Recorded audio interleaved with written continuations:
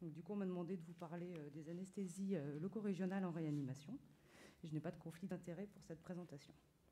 Donc, en réanimation, les malades, ils ont mal, mais ça, je laisserai Sylvie vous expliquer comment et pourquoi, parce qu'il y a tout un tas de raisons à la douleur en réanimation.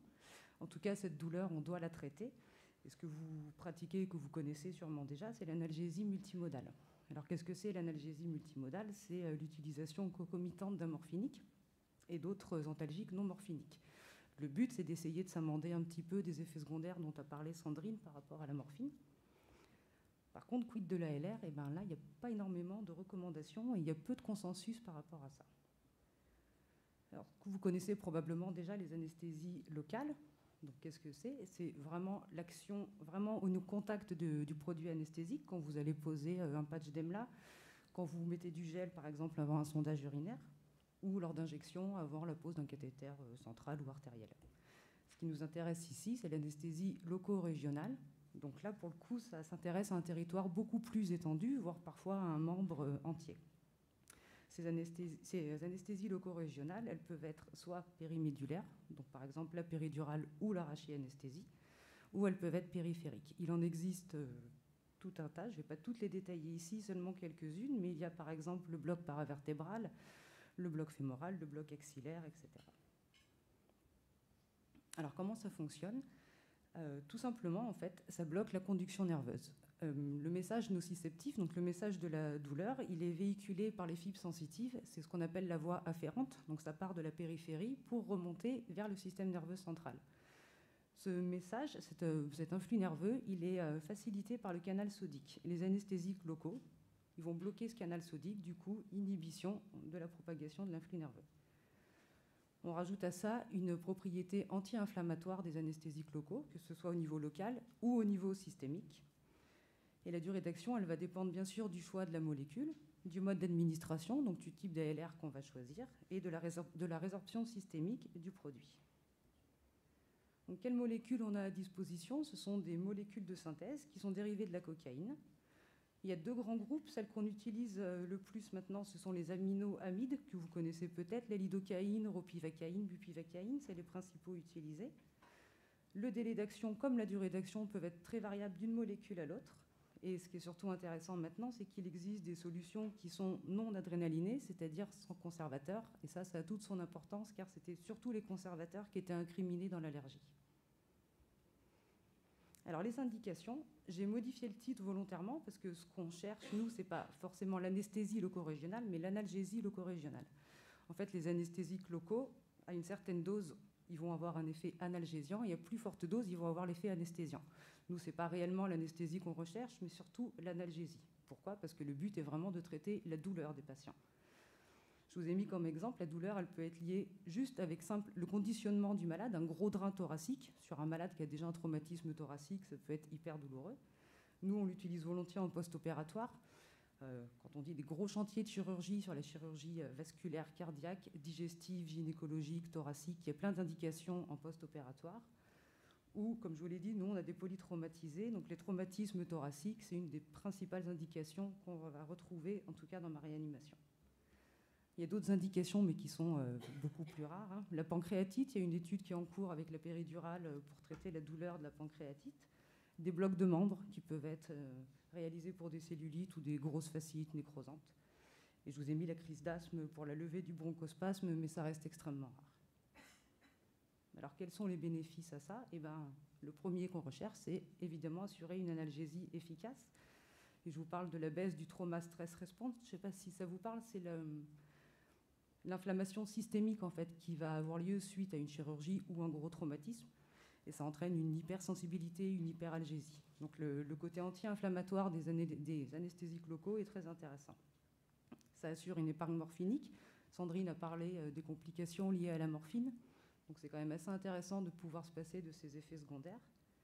Et du coup, l'avantage, c'est qu'un malade qui est bien calmé, c'est un malade qui va pouvoir avoir une réhabilitation précoce et efficace, parce que c'est un malade qui va pouvoir faire sa kiné respiratoire de manière optimale, qui va faire sa VNI, qui va pouvoir se mobiliser plus facilement.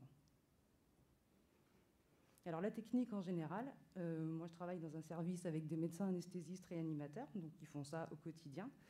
Ça peut être pratiqué par un personnel formé. C'est surtout les médecins urgentistes qui peuvent être amenés à pratiquer les ALR, sous réserve vraiment d'une formation et théorique et pratique au bloc opératoire. L'éco-guidage, c'est systématique maintenant, pour 2 raisons. Et d'une, on fait fi des repères anatomiques qu'on faisait dans les anciens temps, donc on est beaucoup plus précis. Et le deuxième avantage, c'est la diminution du volume des anesthésiques locaux qu'on va injecter. Il y a des conditions d'hygiène et d'asepsie, bien sûr, à respecter. Et ensuite, le bolus ou le débit continu, ça va être en fonction du choix de la technique. Et ce qui est important, c'est qu'il faut essayer de le pratiquer autant que possible chez un patient qui est éveillé ou en tout cas très légèrement sédaté, et j'y reviendrai tout à l'heure. Alors, des contre-indications, est-ce qu'il y en a? Oui. La première étant pas vraiment une réelle contre-indication, mais en tout cas, ça va être une réelle difficulté. Quand on reçoit un gros polytraumatisé, vous imaginez bien qu'on ne va pas pouvoir l'installer comme on veut. On ne va pas lui dire « Monsieur, faites le dos rond avec un rachis instable ou une fracture de bassin ». Un trouble de l'hémostase comme tout geste invasif, une infection locale ou l'allergie aux produits. La principale contre-indication, ce sera l'absence de services adaptés et de personnel formé. Donc, la première ALR dont je vais vous parler, c'est la péridurale. S'il y a des mamans parmi vous qui en ont bénéficié, ça doit vous parler. Donc, c'est l'injection d'anesthésique locale dans l'espace péridural. Donc, on n'est pas du tout dans le LCR. L'injection se fait en dehors, on ne passe pas les méninges, c'est entre le ligament jaune et la dure mère.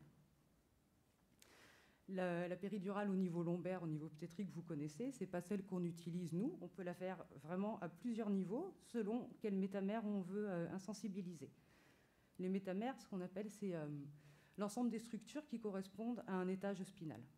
Donc ça va être les muscles, les organes, la peau, les os.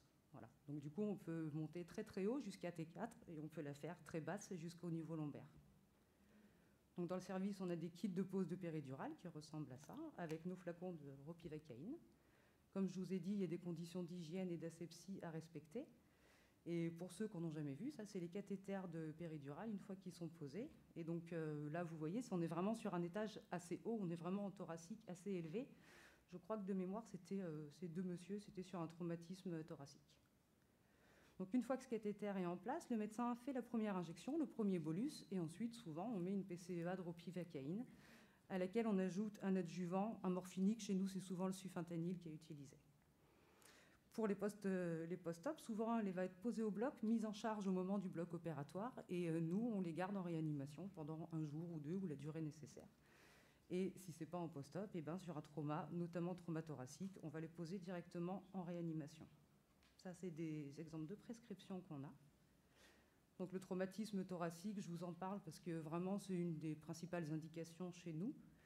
Je ne sais pas si vous avez déjà eu des côtes cassées, moi non, mais en tout cas, j'en ai vu un paquet et c'est extrêmement douloureux. Je ne vous parle même pas du volet costal. Donc c'est des patients très douloureux et à haut risque de complications pulmonaires. Il y a des vraies recommandations, par contre, pour le traumatisme thoracique, et c'est des malades qui doivent pouvoir bénéficier d'une péridurale dans les 12 heures.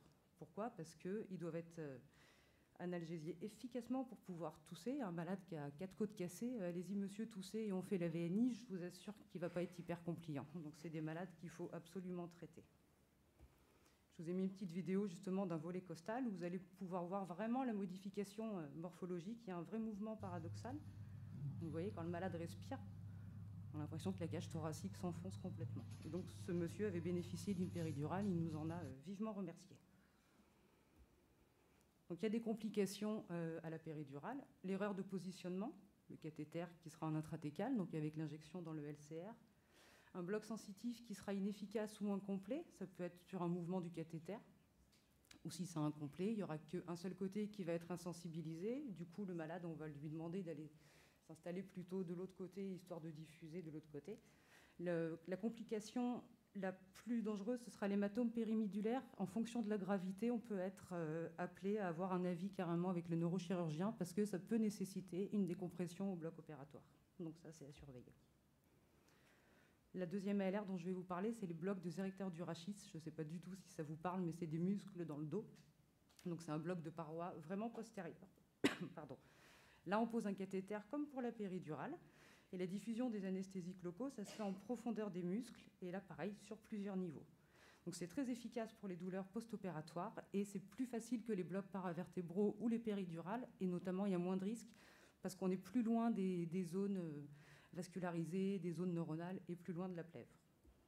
Donc ça, c'est les zones d'insensibilisation, sachant que en latéral et en antérieur, c'est beaucoup moins efficace, c'est surtout pour le postérieur. Donc là, idem, c'est un cathéter, et on fait des injections plutôt itératives dessus. Et ça marche très très bien. Ça, je vais passer rapidement, c'est un autre type de bloc qu'on fait, mais c'est surtout en post-op de chirurgie cardiaque. Les cathéters, c'est les deux petits drains blancs là, que vous voyez sur la photo. Il y a le schéma là, qui vous montre, ils sont insérés en fait, par le chirurgien en fin d'intervention, tout le long de la sternotomie. Donc, pareil, une sternotomie ouverte de là à là. Allez-y, monsieur, toussez et faites la VNI. C'est pareil, je vous assure qu'il n'y va pas de gaieté. Donc du coup, ces cathéters, ils sont posés au bloc opératoire avec, même chose, une mise en charge au bloc opératoire, un premier bolus, et pendant 48 heures après, une perfusion continue de ropivacaïne, associée avec le paracétamol, la PCA de morphine. Et les études qui en sont sorties, c'est une réelle satisfaction des patients. Ils sont franchement quasi plus douloureux, ils consomment beaucoup moins de morphine, et une vraie réduction de la douleur, que ce soit au repos comme à la mobilisation pour la kiné et pour les levées. Alors, il y a quand même des complications, hein, c'est pas anodin. Je les ai appelées mineures, mais elles existent. Les complications purement locales, l'hématome du point de ponction, l'infection, l'allergie, même si ça existe peu, et des complications hémodynamiques qui vont s'apparenter à un bloc sympathique. Ça, c'est surtout vrai pour les péridurales sur un étage assez haut, on va dire à partir de T6, T4. Plus on est bas, moins on a de risques.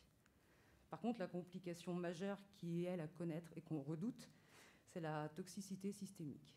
Donc là, celle-ci, c'est vraiment la grosse complication qui va être redoutée. Comment ça se passe ? Eh ben, par erreur, une injection intraveineuse, là vous le saurez tout de suite, il n'y a pas de doute. Mais ça risque aussi de se produire parce qu'on va injecter un trop gros volume d'anesthésique locale qui va être résorbé si c'est une injection qui va se faire sur des zones qui vont être hypervascularisées. Et comme je vous ai dit tout à l'heure, le bloc des érecteurs du rachis, c'est des blocs de diffusion. Donc ça nécessite des grosses doses d'anesthésique locale. Le risque, si c'est absorbé trop rapidement, eh ben, le patient il va présenter d'abord ce qu'on appelle les prodromes, donc d'où l'intérêt, tout à l'heure je vous ai dit, de le réaliser sur des patients qui sont conscients ou en tout cas très peu sédatés, parce que ça va être les premiers signes qui vont apparaître. Et ça, on a besoin de les détecter très rapidement. Donc un malade qui va commencer d'être un petit peu agité, qui va nous dire qu'il va avoir un goût métallique, là, on stoppe tout de suite l'injection des anesthésiques locaux, parce qu'à plus forte dose, c'est une vraie toxicité neurologique. Le malade peut présenter des convulsions et ça peut même aller jusqu'au coma. Si on continue et qu'il y a encore des doses supérieures, la vraie toxicité, elle va être cardiaque. Là, pour le coup, votre malade va présenter une grosse bradycardie, hypotension et aller probablement jusqu'à l'arrêt cardiaque. Le problème, c'est que ce n'est pas un arrêt cardiaque qu'on va traiter comme les autres. Alors oui, on va mettre en place les manœuvres de réanimation comme tout arrêt cardiaque. On va le masser très rapidement. Et surtout, on va injecter en même temps l'intralipide. Je ne sais pas si vous connaissez, c'est voilà, des poches spécifiques. Ça se passe en bolus initial et après en perfusion continue. En fait, l'idée, c'est que les molécules d'anesthésique locaux, elles vont être captées par les petites gouttelettes du produit lipidique. Et le problème, en fait, c'est que la toxicité cardiaque, elle va être les molécules d'anesthésique locale, elles vont être emprisonnées dans le myocarde. Donc, d'où l'intérêt d'un massage cardiaque qui soit efficace et qui soit prolongé, parce qu'il faut absolument que toutes ces molécules d'anesthésique locale soient absorbées et aient disparu du myocarde. Donc il faut un débit coronarien qui soit efficace pour que ça pompe et pour que ce soit éliminé. On injecte très peu de doses d'adrénaline, parce qu'on risque d'augmenter la durée du bloc et on risque d'augmenter les troubles du rythme. Et FiO2 100% systématique, parce que l'hypoxémie ou l'acidose, ça va être des facteurs aggravants. Ce qu'il faut savoir, c'est que l'intralipide, il n'y en a pas partout. Chez nous, c'est stocké uniquement au bloc opératoire. Donc, c'est quelque chose à savoir, parce que quand on pratique des ALR, si ça se passe mal, on n'a pas le produit juste à côté. C'est pour ça que les urgentistes l'utilisent, mais quand même très peu, parce que dans les camions de SMUR, il y a des fois, ils n'ont même pas ces poches-là non plus. Donc, c'est un petit peu jouer avec le feu. C'est extrêmement rare, j'en ai jamais vu, mais il faut savoir que si ça arrive, il nous faut ça sous la main absolument. Voilà, donc pour conclure, les anesthésies loco-régionales doivent être pratiquées par les médecins anesthésistes réanimateurs, pardon, ou en tout cas par du personnel formé. Ça nécessite une surveillance spécifique parce qu'on a vu des effets secondaires qui peuvent être potentiellement gravissimes. Quand c'est bien conduit, c'est très très très efficace.